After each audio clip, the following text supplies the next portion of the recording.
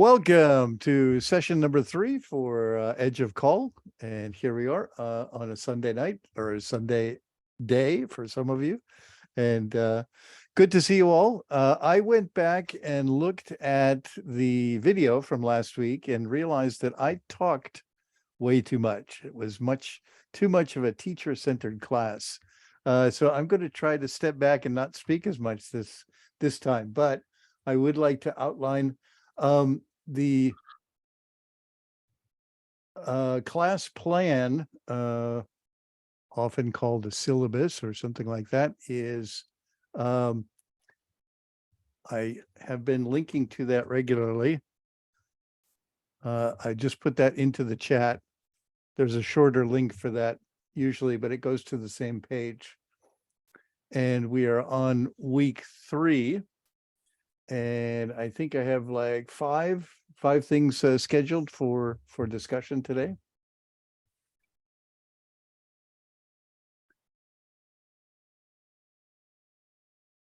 Are you able to see that? No. Yes, I just got it up on my screen. Oh, we're looking. Oh, Yeah, there's a link in the chat, and it just goes link in to the chat. Sorry, to I the was class looking. plan. And again, this is a very fluid document. I keep changing it, adding new things mostly, and cleaning it up each week. So do come back to this. There is another link that's shorter, easier to remember. I'll post that in the forum later today. But we can't get into the forum at the moment. Yeah. Really? Okay, you can't get No. into the forum. All right, good to know. If you send us a link to the forum, maybe that'll help. Okay. Yeah, there's 2 or 3 By different email? ways to get to the forum. And Barbara sent out a guide on what to click, because there's 2 different ways to get there. One works, one doesn't. Well, actually, I could show you real quick here. Let's see. Share screen. Okay. And in the ITDI, where is it? Come on. Here we go. This one, can you see that? To get here, I'm going to log out here. And just to show everybody. Now, when you go to IDD, just to go to the main website, it goes to ITDI home. The best thing is to click on the login here on the top right. And then put in your data, your login. And then it'll give you to a screen that says, oops, and that doesn't work. Yeah. I know. So you have to go up here to the top right, and click on login, and then log in with email. And again, it's I think there might be a direct way in there. Oh, there we go. And when you see your name in the large in the middle like that you've got the right website. And then I've got lots of courses listed here. You should have just maybe 1 or 2. And click on that. And then over here on the right hand side in this menu here on the top, it says forum over here. And this forum will get you to, I have lots of forums in mine, but if I click here, then it comes here. And then we've got all of the different conversations on here. So yeah, I will send around Barbara's thing again in case that to clarify that. I know. So it's the website that has these glitches, but the app doesn't. If you save the app domain and you connect to the app directly, then it always works, and you can post links and you can do anything. So when you connect using the browser, the website, it glitches. But if you use because I've got the app saved, the app address saved in my, I always Oh. connect the way you do it without going through the website. Okay. There's a link It's directly to the app. Yeah, it's that one. And if you bookmark the link, then it will take you directly there. All right. There we go. I will talk to Barbara and have her post that link so that everyone can access more easily. Very good. Okay.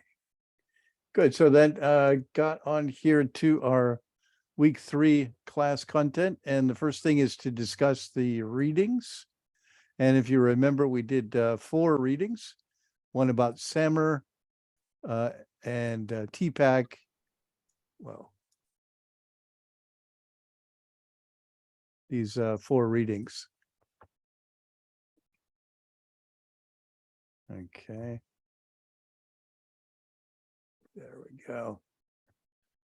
Yes.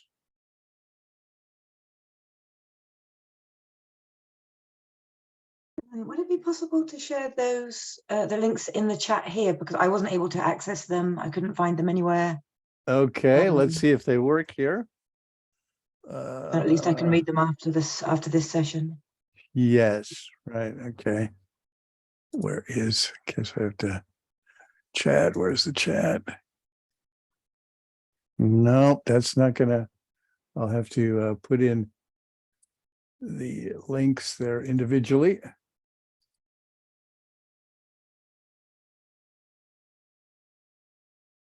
Here's the one for SAMR. And Thank you.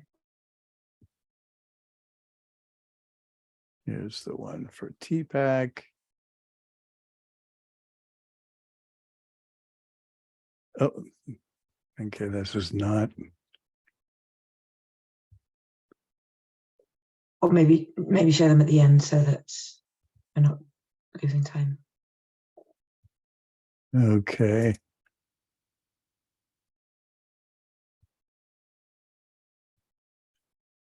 Just one more.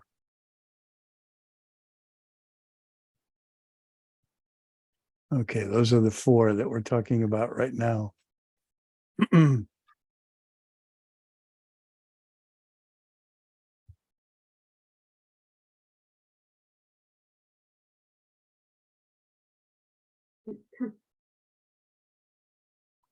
Okay, in the discussion questions I had for this week were we could look at each of the systems individually. Is there, I know that there is one that is really different from the other ones. There are 3 that are similar and one that's very different. And Addie. right. Yes, exactly. Addie is different. The other 3 are mostly designed for teachers and learners, and the Addie is for software development mostly, or courseware development, if you want to get more specific. So Addie is different. So let's just kind of open it up. Do you have any thoughts about any of these 4 systems or constructs? I wrote my thoughts on my thing in the forum, Kevin. If you could throw it up, that would save me having to say it and people could just read it. It'd be easier. Okay, let's Just find it. see.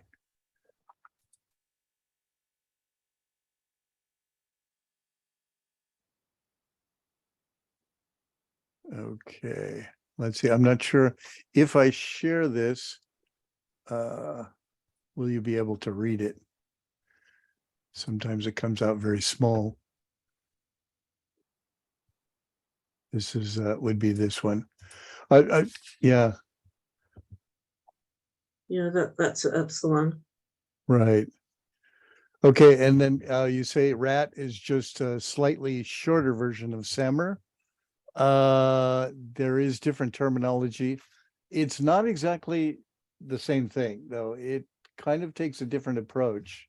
And is somewhere, I would guess, between TPAC and SAMR.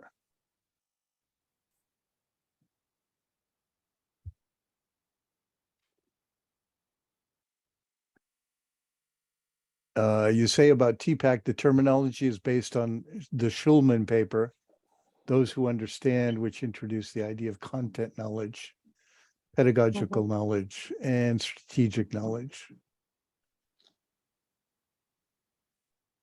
Okay, That was just and a by the way, if anybody wants that's to a look at link it. to the paper. Yeah, Okay. To the original paper. That's always a good it's idea. it's an old one, but it's a classic. Yes, yes, yes. Probably people know it. Uh-huh.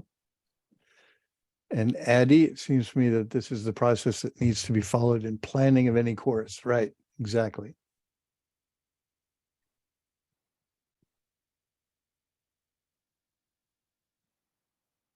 And your comment, again, you go back to RAT and say, T practices seem more elusive.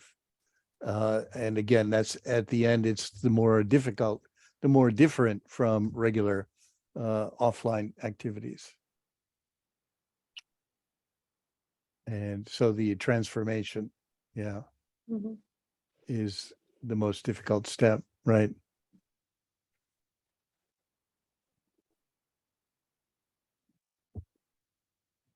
And Hugh, here's a challenge. Can you provide an example of when one of these acronyms helped you or someone you know to create a useful procedure based on digital tools for the classroom? That is a very good question. For me, the SAMR, for example, to understand that there's a dotted line between SA and MR and the modification. And I, for many years, I would never get beyond the S and the A. And it was just kind of more or less a reproduction of what I was doing in class or on paper. And to actually start seeing the modification and then kind of the restructuring, that jump over there in some of the activities that I was doing really helped me to see, oh, now I'm doing the M, the modification. I can do that in other ways with other activities. And so it was kind of a self measurement kind of, that's how it helped me the best. Anybody else? Any of these, most of you are probably encountering these for the first time. So any other comments or feedback about any of these particular ones? I guess I like the TPAC, the Venn diagram. And in like one of the things where it said, you know, what tech will help you do this. And I mean, I think I kind of thought back to last week when you were talking about how to automate things or ways. It's like you're not just a substitution, but you know what, you already have your pedagogical foundation and what is tech going to like add to that. So Yes. I guess I liked that one. Yeah, I think TPAC and SAMR are just like guidelines, whereas ADDIE is a process that you actually use. You can use to design, especially e-learning or blended courses. We've used it because there's no other way to do blended learning or e-learning without doing ADDIE. ADDIE is basically used in instructional design, where you create learning experiences, especially for in-company students. So because we do a lot of business English, it's a must. Start with the needs analysis, then you decide the syllabus, and then you see in the development phase, if it's a blended course, you have to implement the online bit and decide on which apps to use in class. And then you evaluate and you start again. And you can't do it any other way. I mean, I cannot imagine any other way to do it. And regarding SAMR, I don't think we have to actually aim at what's the last one? VR replacement, right? Right. It's if needed, and then for example, you cannot do escape rooms are a lot easier to do if you've got the technology. We do many escape rooms and gamification in general. it simplifies things a lot. And especially during the pandemic, when we went 100% online, we used lots of tools. It's hard for me to remember all the names, but we use lots of tools to create escape rooms and learning cycles. Or for example, something you cannot do. So this is the replacement bit. You can create learning paths. So you've got the input, like presentation, practice. If you get it wrong, you go back to the presentation. I forgot the tool, but I will remember. And then when you've done it right, you go into another practice loop. You've done it right, you move on to the production. I'm just describing it in very simple terms, and that's very useful That's and easy to create. that sounds like something that might be called adaptive learning. Yes, yeah. So Okay. you're creating learning paths, and you cannot do Mm. that without the technology. I mean, it would be possible, but extremely complicated. You'd have to get the papers, grade them, send feedback, send something Right. back. It would take like Yeah. forever. But this way, students are completely autonomous. It's good. It's great for when you do when you have, how should I call them? Students who need extra help. You Mhm. can assign them extra tasks, so that you cannot do without the technology. These Right. are the examples I can think of. Right. Everything else is doable with or without technology.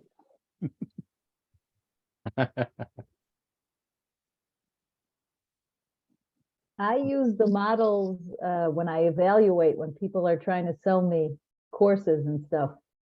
So I say, if I just see it simply putting a course book, I say, like, there's no pedagogy. Like, why am I paying them for that? Like, I'm not interested because there's nothing special there. Right. That's I use it a lot, and I think in my own teaching, I've managed to do things I think that were more on the second half. I'd have to think of some examples, but I was able to use the technology and really do things that I think transformed the learning experience. I know you're going to ask me what, but I have to think. I'm like really tired, but I've Yeah. done it. I'll It is think of some Sunday. examples. Yeah. Yeah.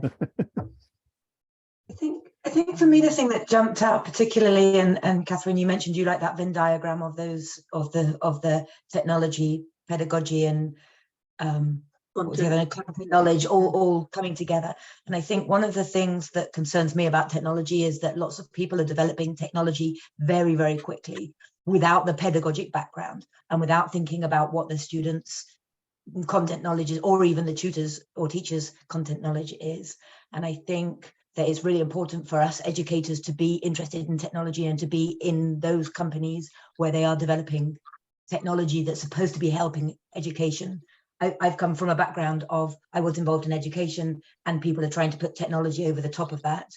And now I'm working in a company that's a tech company that they're trying to put education on the top. And that flip is a really interesting flip. And I think it's really important for educators to be involved in both sides of that newness. Mhm. Yeah. I'm laughing because I listened to the first of the Cambridge podcasts that Hayo Reinders is the host for. And I've known Hayo for quite a while from both learner autonomy and IATEFL communities.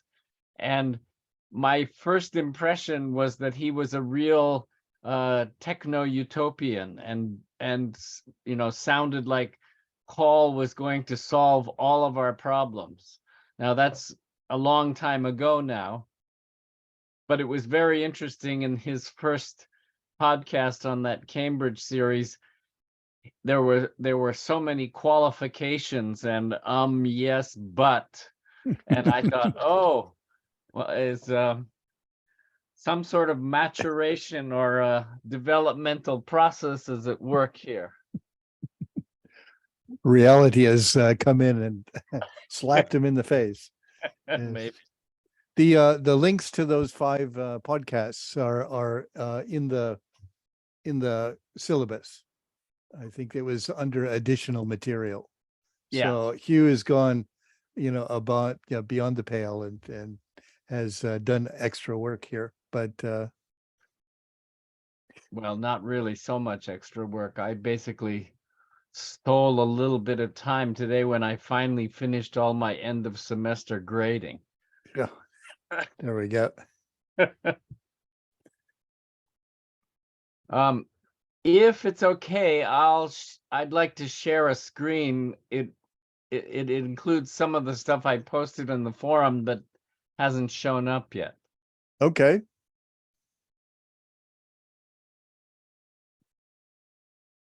Okay, oh, this is always crazy.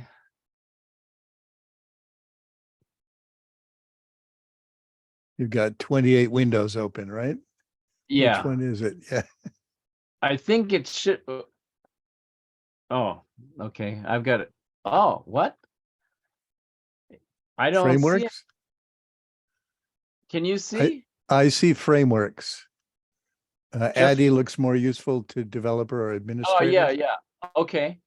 Yeah. Oh, right. Okay. Yeah. So that, and at the bottom of that sort of, I mean, I said basically the same thing everybody seems to agree upon, that Addy looks more useful to a developer or administrator. And I agree with Catherine that the TPAC Venn diagram is good for me because it focuses on content knowledge. And my most challenging and my preferred courses really are humanities courses, American literature and cultural history stuff. And the TPAC model is really useful in linking content to the tech. But in the same page, there's I did a little brainstorming activity on what I try to do. For example, with difficult texts for my Japanese university students. So I'll take a text that I might print out for them, but put it into Tom Cobb's Lex Tutor site. Are you all familiar with Tom Cobb's work? So I provide vocabulary. There's a website. He's in Canada and has a website up there, has had for 20 years or so, with a lot of tools for analyzing lexis and vocabulary and corpuses and things like that. It's a really nice one. So, for example, I made a transcript of an interview with on the Stephen Colbert, Nicole Hannah-Jones talking about the 1619 project. And so I linked the YouTube video and the text of the transcript, and that means students can click on difficult words and get an automatic translation. And then I try to encourage them either to keep a vocabulary notebook or do a digital version of a vocabulary notebook. And then what I want to go for in extending this is my point 4 in the Word document, encourage students to share their processes of documenting their vocabulary learning. And either you can do that in a Moodle glossary, for example, or in a forum, or my new quest is to figure out how to use Padlet for in-class real-time sharing. So these are my little brainstorming of how to extend what I have been doing into a more extensive blended approach. Mm-hmm. And I'll stop the share there. Great. Thank you for sharing. Real specific. Addy and some of the others, and especially TPAC for me is nice.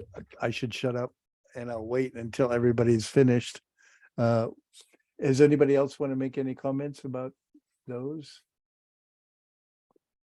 I just TPAC for want me. to add that Addy includes TPAC, but it's at different stages. Mhm. That the analysis stage is content, is pedagogical knowledge, then the design is pedagogical knowledge, development, this is the, what do you call it, tech knowledge. Implementation, no, the design is content knowledge, and then development tech knowledge. So there are different stages of ADDIE. Mhm. Yes, ADDIE is also similar to what they call agile programming, where Right. it's fail fast, fail, and things. So, and I think it's a precursor to that, but because it's been around for a long time. Yeah, but it does have parallels in programming world. But for the teaching world, the TPAC for me has been one of the better ones to think about because of the three different areas. But it reminds me of something else, that the teacher role in with technology. And when you've got in a normal situation, you've got the teacher, you've got the student, you have the administration, and then you have the materials. And if you add technology to that, that makes it's each time in, how do you say it, network theory, that you have more connections, more nodes, that you have exponentially more different ways to use that, or different contexts or different connections between those. So if you add technology, instead of 16 different ways, it becomes 25 different ways to have interactions between students, teachers, admin, materials, and tech. And so it really does add a lot of complication to that. And I think using something like ADDIE, or not ADDIE, but TPAC to simplify that a little bit helps to think about that.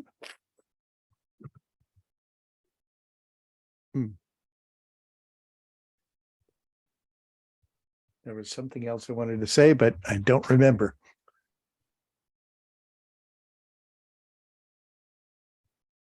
I just wanted to kind of a little anecdote with what Carrie was saying. About like 6 years ago, my colleague, we decided on a textbook to use at the high school where I teach. And there's this, the online program, the LMS kind of thing that went, with the book. It was an Oxford, it was Oxford textbook. I remember trying to access it from my iPad and I couldn't. Contacted the textbook representative and she said, oh yeah, you can only access from a PC. And I thought our whole intention, these high school students were going to be, they commute, on the bus and the train, and they could be accessing it on their phones, in commute time, and, like access the PC. We just thought, okay, well, that's useless now for us, So as Carrie was saying, it's so important to have educators, involved. I think they've since changed their model, but like I said, maybe 6 years ago, but it was quite surprising, unpleasantly so. Yeah. And Kevin, you're oddly out of focus for me. I don't know. Oh, yes, that happens with me. Oh, The okay. lighting,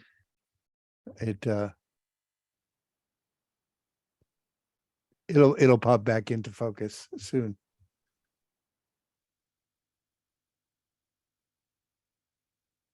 All right.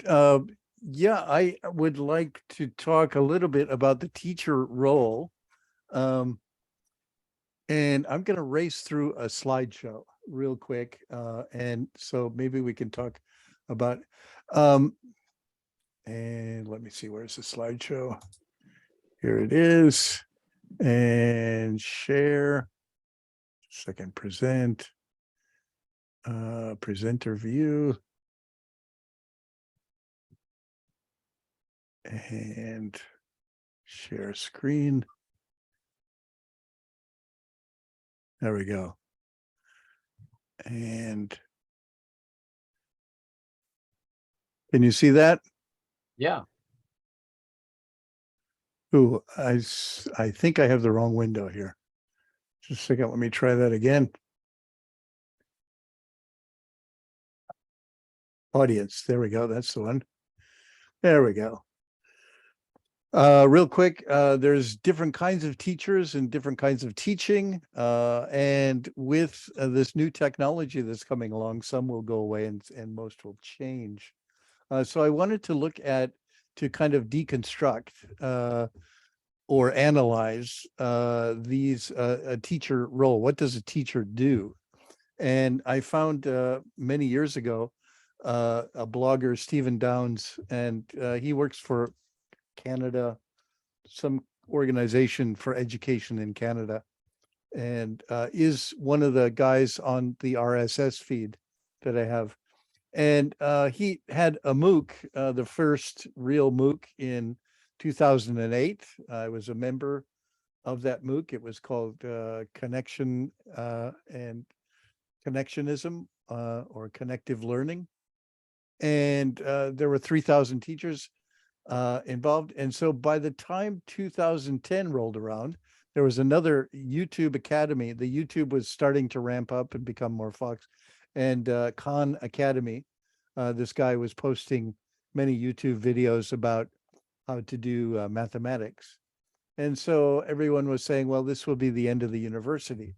And so we kind of look into the teacher roles. And he delineated quite a few of these. And first one is the learner. And it's the best way to teach is to show how you learn. And a collector, you collect materials that you use in class. Curator is how do you organize and prepare and make it ready for that. The alchemist, to use different resources and cobble them together to make something new. Mashup, for example, is another example. The programmer, not digital programming, but to develop courses, write syllabuses, and make what might be called a class or a program. Salesperson, you profess what you're talking about, you champion an idea, sell your ideas to either the administration or the students.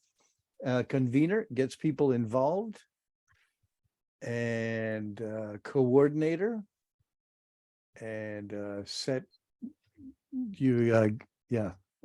put things together, mostly class activities. Designer, create spaces for learning, learning architecture. I would say that, the number one job of a language teacher would be to create an environment that is conducive to language learning. And coach, this creative synergy, but it's also the coach is in the corner supporting with advice and linking it up to the team goals. So that coach role is important. Agitator, kind of to challenge the students' thinking, make them try something new. A facilitator, make it easier, comfortable. And tech support. But this is not just like how to use a keyboard or whatever. You have to understand the needs of the students and make things possible for them. It might include a tutorial or something like that. Moderator, it's kind of a little bit, manager. And a critic, you're asking questions and develop critical thinking. Lecturer, so you take chunks and make them easily digestible, put them together. Demonstrator, that's one of my favorite demonstrators, was online there or on television. A mentor, usually that's kind of an unofficial role. Connector, and that's when you want to develop two different fields together. A theorizer, okay, and this is use abstractions. Again, this is inductive and deductive reasoning, things like that. Sharer, and tell good stories. Evaluator, again, this is he left these toward the end because he finds these less interesting. The evaluator, and finally the bureaucrat. That's the last one. There's 23 different roles for a teacher. And he had that, and it was for general teaching. And so what I did, I thought in many years ago, I said, let's put these together into groups. So there's the admin roles. If you're part of a school or university, those are pretty important. Materials development. And motivation. Well, that should be convener. Sorry. And that helps with motivation. And conveyance, that I couldn't think of a good word there, either a lecture or demonstrator, how to get off. Class management, that's my favorite category, but to get manage the students in their learning. Then there's the thinking part, doing research. And then adapt these to EFL. And in 2010, I said I was in the university, still am, but I would add translator to these admin roles.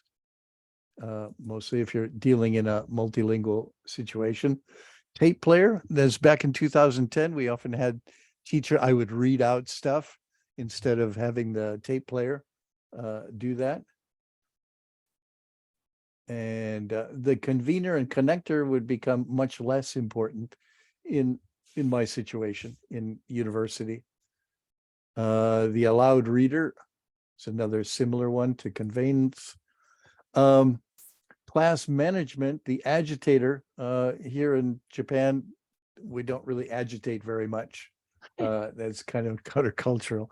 But the L2 enforcer and text manager, it would be textbook manager, that kind of things would become more important or new as far as language and thinking, not much change. Now, with ChatGPT and all of the new technology, I kind of thought, well, let's update this.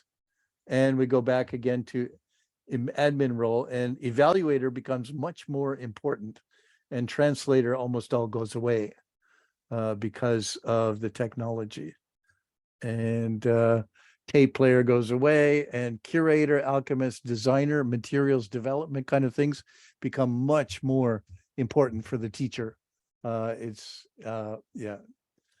Before it was just do the textbook, and now it's I hope people are still not doing are not doing the textbook anymore, creating their own materials. That's more prompt engineer. That's again for ChatGPT. It's like how to use ChatGPT, for example, and challenger. Okay, instead of agitator, I would say challenger. But then I think in the future, the coach will become much more, how do you say it, much more important.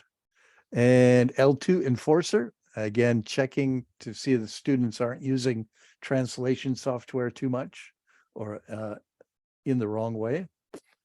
Project manager and tech support become much more important.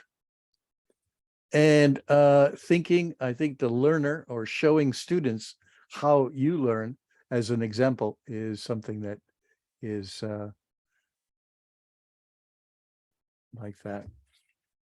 So I think not really an assignment, but and just to think about what your roles are in learning and teaching in the future or right now, and you can see which ones are going to go away and which ones are going to stay, depending on your situation.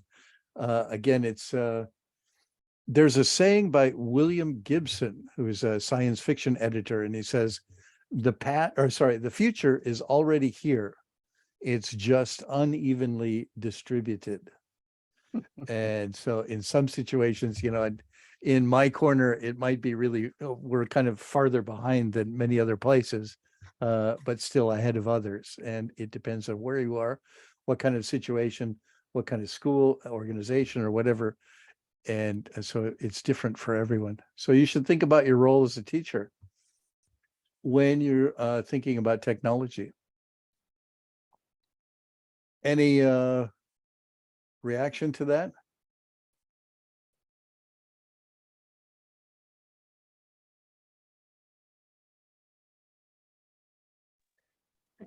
I don't think our roles as teachers will change very much. It's just that we're going to save a lot of time doing some things, and then we're going to spend more time doing other things. I mean, if you take away technology from me now, it would be very difficult to create a course. It's I mean, it's doable, but it's much easier now when you've got all these instruments. I mean, they should simplify our life. Technology should simplify our life, not make it more complicated. And you don't have to use all the apps and all the tools. You just have to find those that fit your, even the design. Design plays a very important role to me. If I like the colors of an app, I'll be more likely to use it than if I don't. So everybody has their own criteria, but in my opinion, technology should make our life easier, not be a source of stress. Like, oh, I have to use technology today. I haven't planned the use of any apps in class today. If you need it, you need it. If you don't, you don't. I mean, it's Yes. easy. Right. That's why I tend to prefer to use free software. I do use a paid software with some classes, and I've gotten blowback because sometimes I don't use the software very much. Some classes, and they say, "Oh, we bought this software. We have to use it every week," and so that. Maybe it's not suitable every week. I mean, I cannot possibly think of a Exactly.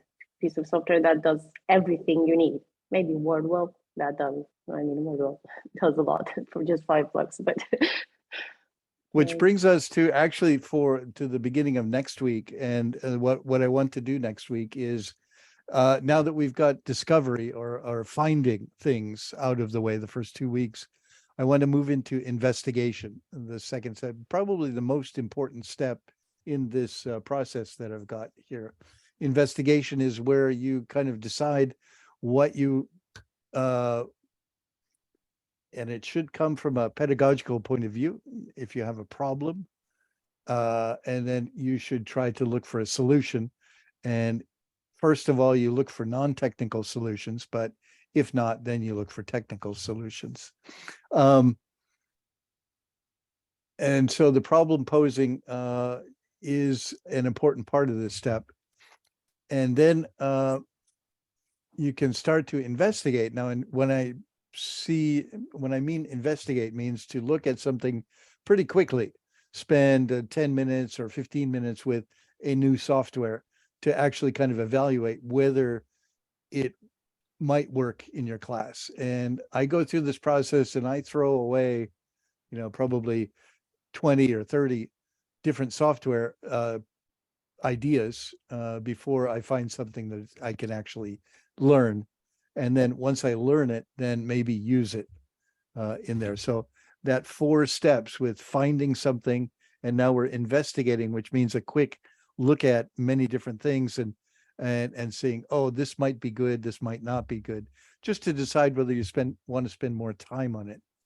And then learning is the next one, where you actually spend a lot of time with that software and learn how to use it, and maybe do a how do you say it,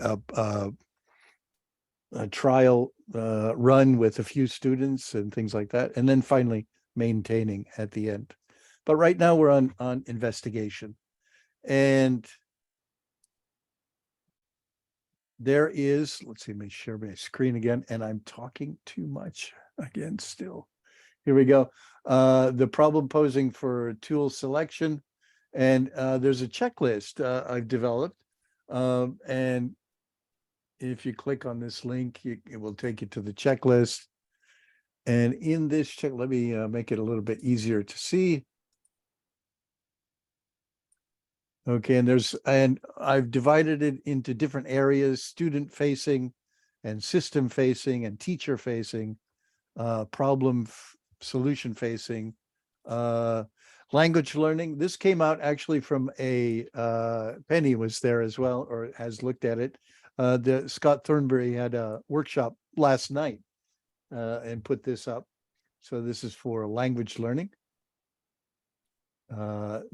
Different criteria. And then finally, tool facing. And these are questions that you should ask about the software. And do it like that. So here's some sample problems. Yeah, my students don't know how much progress they have made in class. I want my students to pronounce words better. Okay, these are some pedagogical and some managerial. It doesn't have to be all pedagogical. It just, if you can do it, make your job easier, more efficient, streamlined, as well as increase computers by themselves. They're infinitely patient. It's something that I don't have as a teacher. And so if I, shuffle that task off to the student that requires infinite patience, then I can focus more on doing what I do best as a teacher, more human related things. So I see as a teacher, you want to try to push away and get rid of all of the activities that a computer can do better, and keep the ones that humans do better.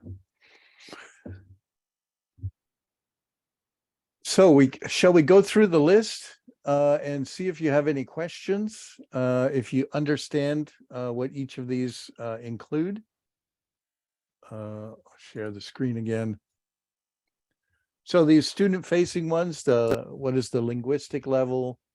What is the motivation? What are the technical skills? Is there anything I'm missing when you think about your students in a classroom? Are they? Access, because some don't run very well on iOS. If you want to use mobiles, it depends whether you've got an iOS app. What's the other one? Android, or there's another one. So the operating system, Wi-Fi speed, parental control if you're dealing with younger students.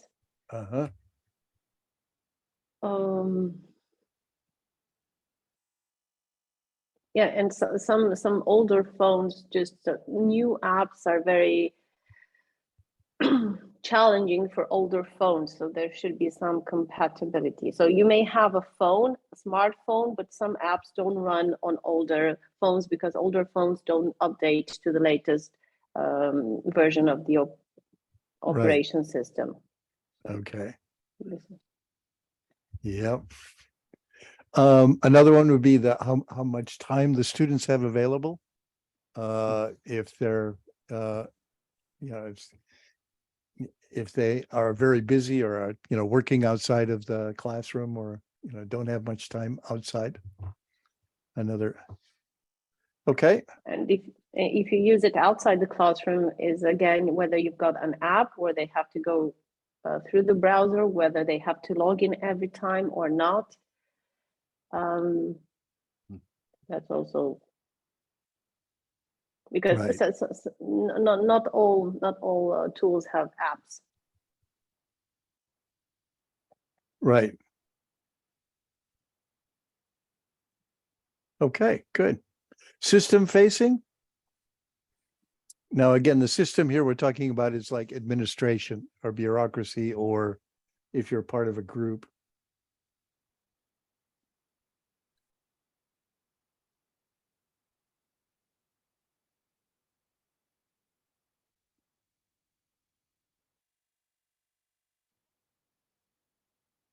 Anything to add there?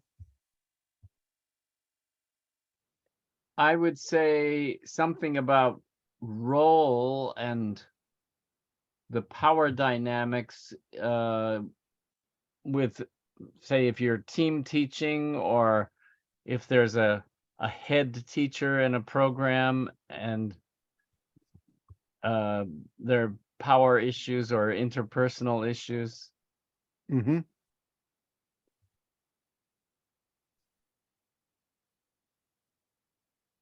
Yeah, for example, a full-time teacher and a part-time teacher might have different, yeah, views. Okay, And whether you've got, whether you have a system to share the digital resources that you create with other teachers. For example, for some apps, you can get a school account and it's all there. But in other cases, if you have individual accounts, you need to make sure you're sharing with the other people. It can be a collaborative document. So for lesson 25, I use this game. If you want to use it, go ahead and make sure it's not restricted, that it's public access. mm-hmm,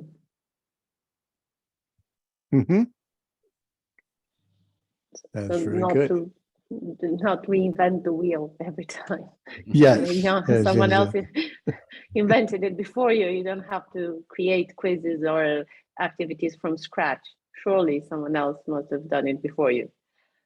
right. You know, Okay, sorry. I don't know if this is system facing or fits into a different one, but I also think about whether it's paid or there's advertising on it, because sometimes when you're using sites that, yeah, they're free, but they've got advertising, and if the advertising is inappropriate for the students that you're working with, or if you can or want to control advertising. The advertising they get depends on what they searched before, so it's personalized. Right. It's not all the same. So Right. if they were on shady websites, they're probably going to get shady advertisements, and it's not your fault. Exactly, it's not your fault. But a parent, for example, if it comes into a class and sees some advertising, the person who's going to get the flack is the teacher. So I would think about that advertising when I'm using technology. Maybe what do you call it? Antivirus. So, for example, I can tell you this: it happened at my kids' school. I think it was the English class or German class, and the teacher played a video on YouTube. Right. And she got a pop-up of I don't know, of a drug, well, some kind of, I don't know, drug medicine that would enlarge men's penises, and it was up there on the screen for all the kids to see it. And I was like, why doesn't she use like what do you call it? Antivirus? Because that will block such advertisements. And she's probably been downloading nasty things. So. Right. But again, I mean, that depends if you're sharing your screen or if you're asking students, for example, to watch a YouTube video, like those kind of, just that advertising thing it's in the back of my mind. Right. Yes. Yeah. That's I put that down in tools as well. Teacher facing. Okay. The teacher's approach. What is your approach? What are your strategies for in-class activities, and what are your technical skills? I'd add here ability to troubleshoot and to give specific instructions in case something doesn't work, because students sometimes get it wrong even if they work in IT. Mm-hmm. So you really have to know the tool if you decide to use it, because there will be different situations when students cannot access it, there's something wrong, they're asked for a code, they don't know where to find it.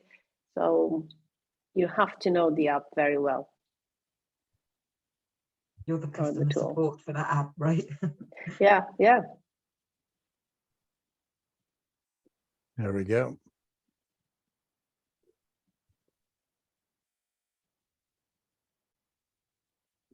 Now, I talked earlier about problems and a solution, of course, then you want to, and I showed you a couple of examples, but these are some things to consider. Bloom's taxonomy, does this address? And does it solve a specific problem, not just kind of a general problem? And does it make your life easier?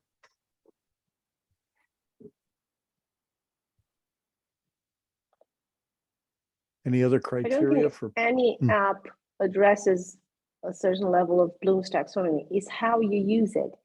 So you've got the simplest apps of all, Kahoot. You can use it at all levels of Bloom's taxonomy, if you want. So it's not the app's job to do that. It's your job. It's how you create the question. Right, right.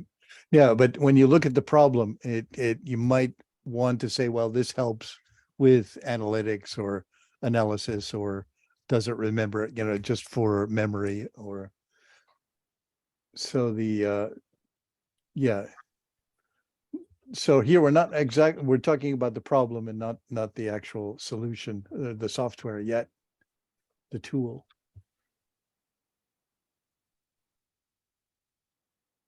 And language learning. Again, these are not mine. They came from Scott Thornbury yesterday. And they kind of overlap with quite a few that I had down in tool facing.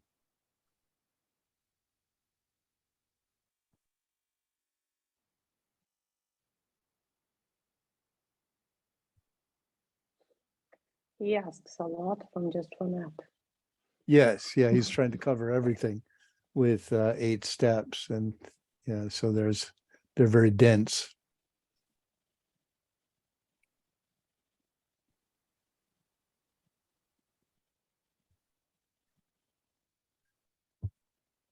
Wow. Yeah, they're really In dense. terms- yeah. And Go ahead. responding to any one of them is dependent upon how much time you have available to you. I mean, interactivity, feedback for students. Wow. Yeah, I mean, this is a checklist. It's designed just for you to consider these things. And you can, take it either into account or ignore them as the situation requires. So I you're mean, some of them are not up to the app. It's still the teacher and whatever it gives into the app. It's, well, I think the right question would be, can it, if you want to? That Right. would be, because no app will give you all that. It's not the. Yeah. And even if Yeah. it was one app, that probably would get boring if you use the same app over and over again. So Andrea, I agree with you absolutely. It's how you use it and how you use different apps on different tools in different ways to keep that motivation high for both you and your students. Mhm. For example, the engagement.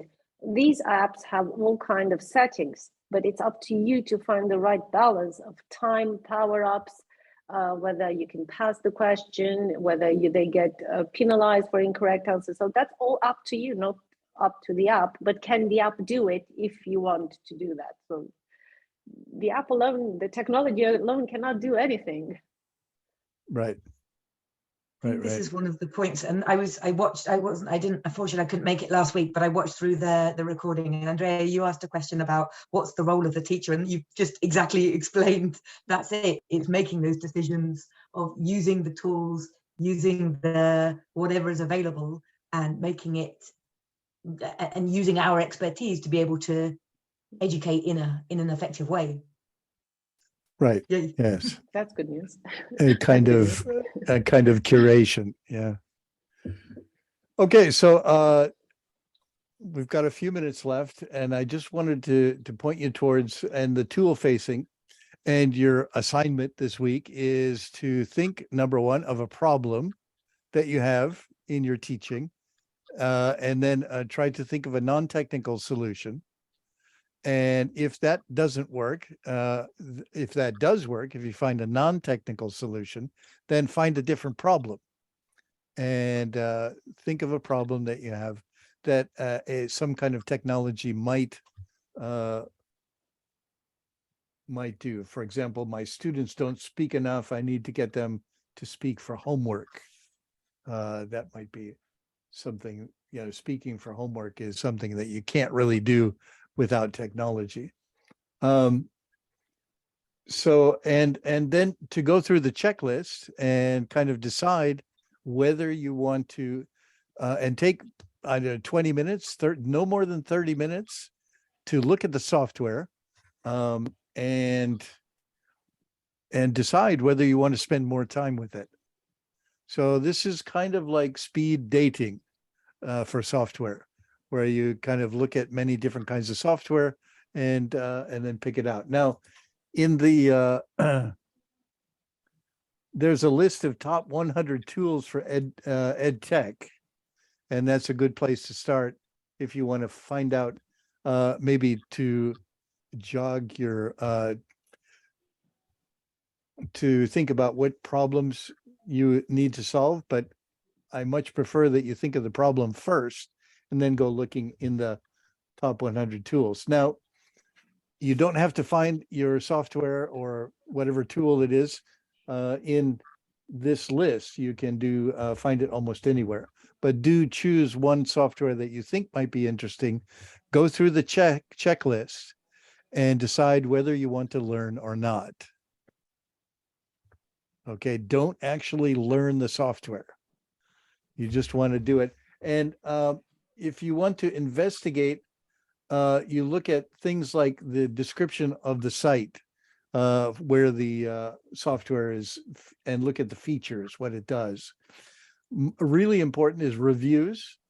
If you want to get probably the best source for academic information about these kind of things is Language Learning and Technology.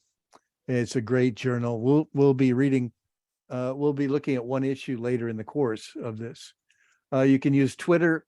You can ask questions. Look through your, I look through my Evernote, things that I've clipped before.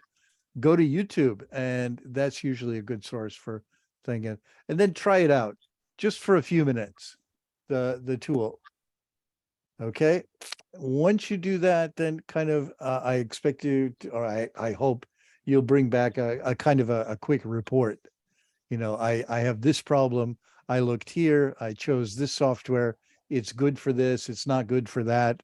And I decided not to use it, or I decided to investigate more time in that. So the actual report should take, 2, 3, 4 minutes, 5 minutes, maybe, about that.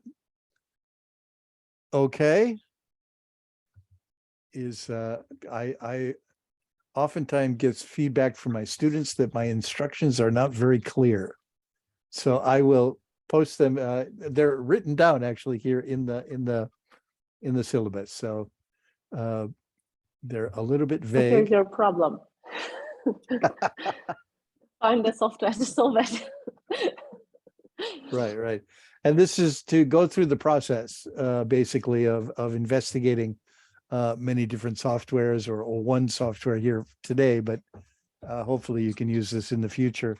When a new software pops up on your horizon and your friend says, "Oh, you got to use this software," go through the checklist and see what it's like, whether it's really worth it for you. Okay, anything, let's see, we have RSS feeds. There were 2 or 3 articles that popped up this week that were interesting, but I think we're running out of time. Yes, we're after the hour. So I won't follow up. Does anybody have anything else they want to say before we finish up? Yeah. Just a little side note. I lost your invite to the RSS feed, to your RSS feed. Could I ask you to send it to me again? Okay, sure, will do. Sorry. No problem. Yeah. It happens. That's technology for you. It's nice. I just have the link over here somewhere. I go pull it out and I'll send it to you just after. Okay. Thank you. Do I have your email address? Let's see. I think that might be the problem. I can't remember which, when you've got like 100 email addresses, I can't remember which one I gave. Right. Which one I gave you, and I can't find it in any of my accounts. Okay. I did send it. Yes. Yeah. Let me think here. Shall I write it here in the chat? All right. One of my email addresses. Yeah. And that way I'll just send it to you. I'm trying to think. I could post the file here, and I can't remember what the name of the file was. I saw it in the forum, but obviously it wasn't an actual file because it wasn't linked, so I couldn't actually work out how to do it from the, Yeah, oh, there's a text file and those have all of the different forums within the reader. And yeah, well, I tell you think- what, I'm gonna turn off the recording here Yeah. and if anybody wants to stay on to fix problems like this, you're welcome to. And so there we go.